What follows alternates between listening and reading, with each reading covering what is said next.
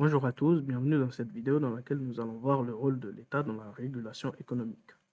L'économie, ce n'est pas toujours stable. Les prix augmentent, certaines entreprises ferment, d'autres explosent, et dans tout ça, l'État joue un rôle essentiel pour réguler et maintenir l'équilibre. Mais concrètement, comment il fait ça? Quels outils il utilise et pourquoi c'est parfois compliqué? C'est ce qu'on va voir. Le premier rôle de l'État, c'est de produire et de financer ce que les entreprises privées ne feraient pas seules. Par exemple, construire une autoroute dans une zone peu rentable, c'est pas intéressant pour une entreprise, mais c'est utile à tout le monde. L'État le fait donc pour améliorer la vie quotidienne et soutenir l'activité économique. Autre exemple, quand l'État finance des hôpitaux publics, ça ne rapporte pas directement de l'argent, mais ça crée de l'emploi et garantit l'accès aux soins. Deuxième rôle, redistribuer les richesses. L'idée, c'est que tout le monde contribue selon ses moyens et reçoive selon ses besoins. Par exemple, quand une personne touche le RSA ou une bourse étudiante, c'est financé par les impôts des plus riches ou des entreprises. Cette redistribution permet d'éviter qu'il y ait trop d'écart entre les revenus et surtout, elle soutient la consommation. Quelqu'un qui reçoit une aide va dépenser dans l'économie réelle, donc les entreprises en profitent aussi.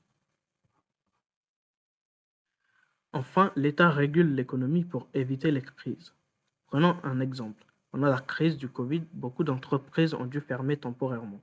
Sans intervention, des milliers d'emplois auraient disparu. L'État a alors mis en place le chômage partiel. Il a payé une partie du salaire des employés pour que les entreprises puissent garder leurs salariés.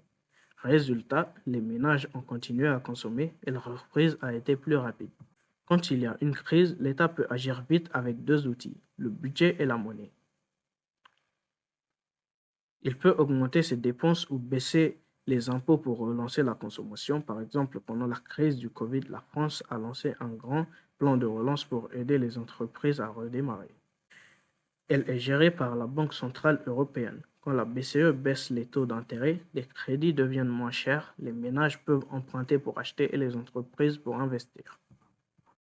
À long terme, l'État agit sur la structure même de l'économie. Ça passe par la formation, la recherche ou la transition écologique. Par exemple, le plan France 2030 investit dans les énergies vertes et les technologies du futur. Ces dépenses ne créent pas d'effet immédiat, mais elles préparent la France à être plus compétitive demain. Parfois, l'État agit directement sur l'offre ou la demande. Il aide les entreprises à produire plus efficacement, par exemple en réduisant leurs charges, en soutenant la recherche ou en simplifiant les démarches. Moins de coûts égale plus de compétitivité égale plus d'emplois. À l'inverse, l'État peut stimuler la consommation, par exemple avec les chèques énergie ou les primes à la conversion automobile. Les ménages dépensent, les entreprises vendent plus et la croissance repart. Pour mesurer les résultats, les économistes utilisent le carré magique. Ils montrent quatre objectifs.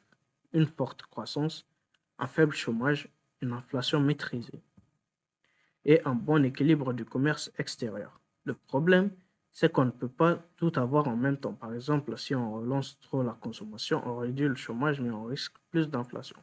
L'art de la politique économique, c'est donc de trouver le bon compromis. En conclusion, l'État est donc un acteur essentiel pour réguler l'économie, mais son pouvoir n'est pas illimité. D'abord, il y a la limite financière. Plus il dépense, plus la dette augmente. Ensuite, la mondialisation. Les décisions d'un pays peuvent être freinées par la concurrence internationale ou les délocalisations. Et enfin, la contrainte européenne en zone euro.